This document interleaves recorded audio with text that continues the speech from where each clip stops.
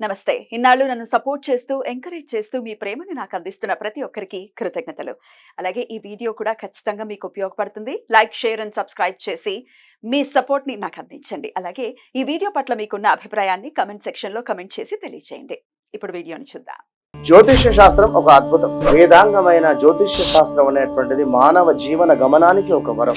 జ్యోతిష్య శాస్త్రం నీ జీవితంలో వెలుగునింపే ఒక భాష.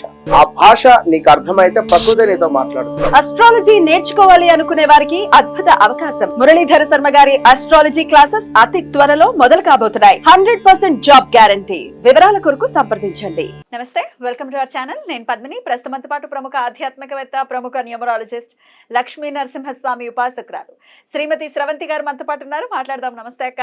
నమస్తే పద్మిని. అక్క, ఈశాన్యం విషయంలో ఖచ్చితంగా చాలా చాలా జాగ్రత్త వహించవలసిందే. ఎందుకంటే సాక్షాత్తు ఈశ్వరుడు ఉండేటటువంటి ప్రదేశం మన ఇంట్లో ఈశాన్యం. ఈశాన్యాన్ని ఎలా చూసుకోవాలి అనేది ఒకసారి ఆల్రెడీ ఒక వీడియో చేసుకున్నాం మనము. కానీ అసలు ఏమేమి ఉండొచ్చు అక్కడ? కొంతమందికి దేవుడు కదా ఈశాన్యంలో రాదు, ఆగ్నేయపు ఈశాన్యంలో వస్తూ ఉంటుంది కదా. మరి ప్రత్యేకించి ఈశాన్యాన్ని ఎలా చూసుకోవాలి అని ఒకసారి చెప్పండి అక్క.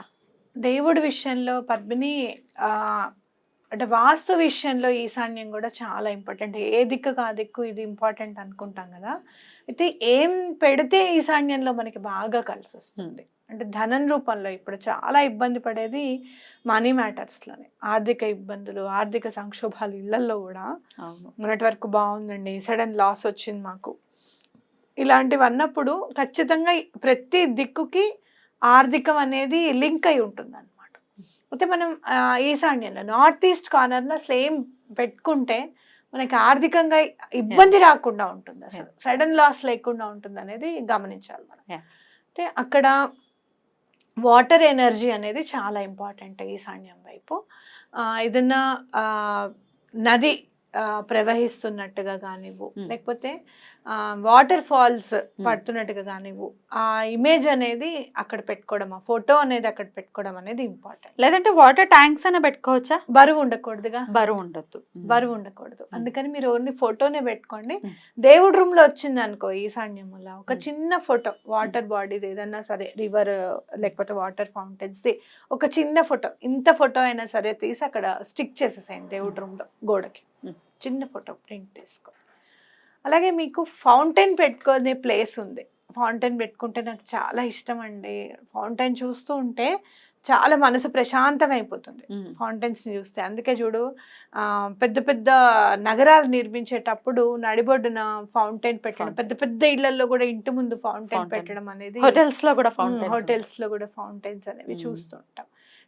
మీరు ఏం చేస్తారంటే పూజ రూమ్ బయట లెఫ్ట్ సైడ్ ఇట్లా కార్నర్ లాగా ప్లేస్ వచ్చినప్పుడు అక్కడ ఈ ఫౌంటైన్ని పెట్టుకోవడానికి ట్రై చేయండి.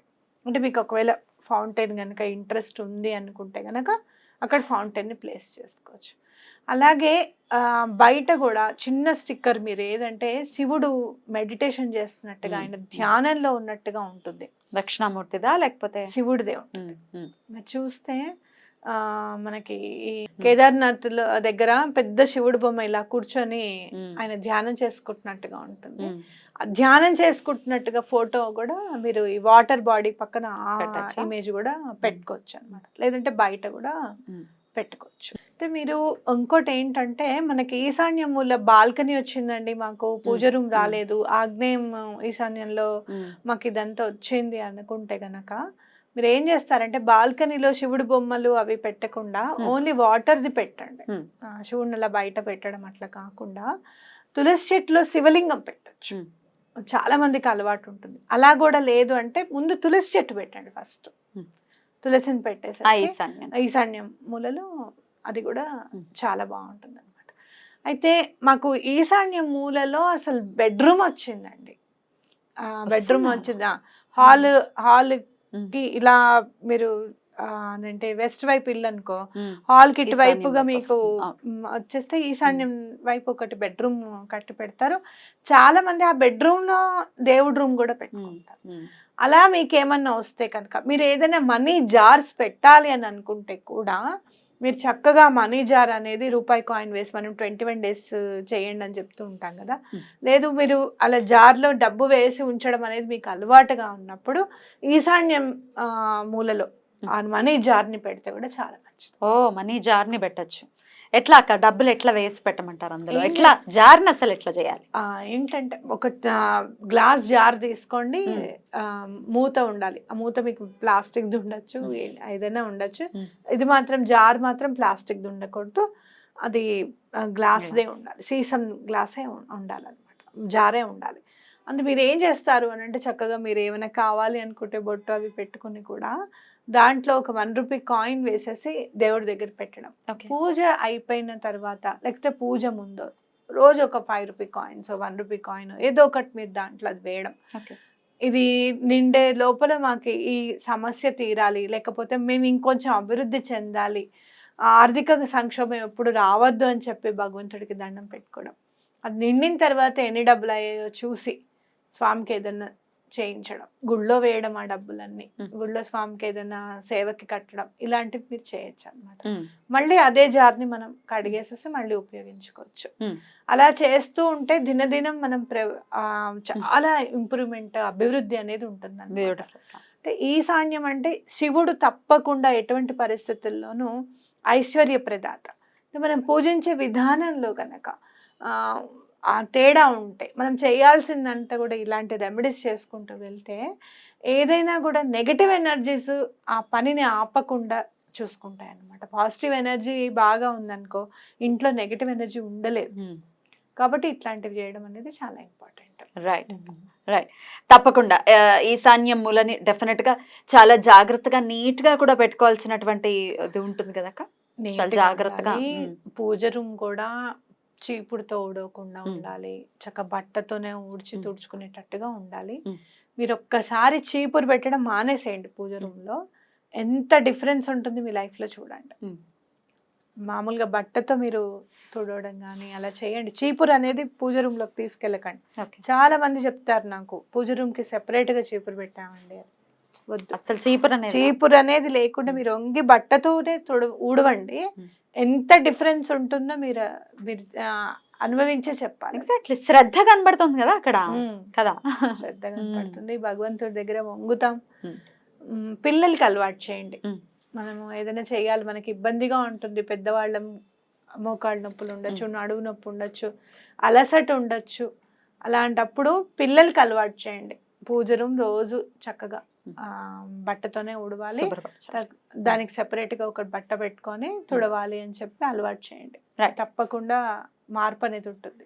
ఈశాన్యం కిందనేనాక ఇప్పుడు ఆ మొత్తం అక్కడ ఆ ప్లేస్ మొత్తం అంటే కిటికీ వచ్చింది అనుకోండి, ఆ కిటికీ కూడా నీట్ గా పెట్టుకోవటం అట్లాంటిది కూడా చేయాలా?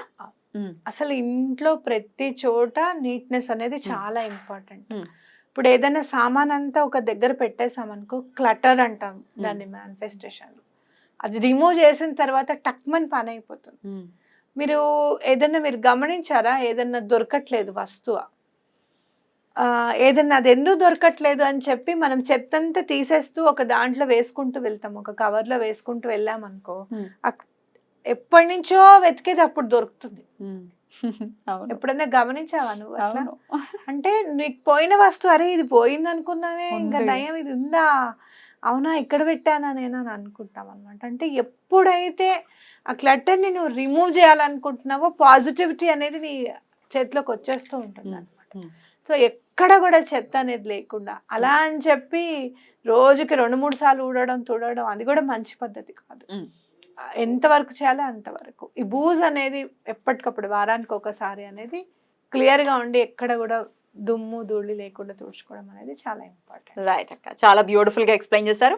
డెఫినెట్ గా ఈశాన్యంలో ఈ జాగ్రత్తలు వహిస్తూ అలాగే మీరు చెప్పినటువంటి విధానాలని కూడా పాటించుకుంటూ ఈశాన్యానికి ఒక గౌరవాన్ని ఇస్తూ తద్వారా దాని నుంచి వచ్చేటటువంటి ఆ పాజిటివిటీని కూడా చాలా పాజిటివిటీ అనేది నిండుతుంది. రైట్, దాని గురించి కూడా మాట్లాడుకుందాం. థ్యాంక్ యూ అక్క, నమస్తే. నమస్తే.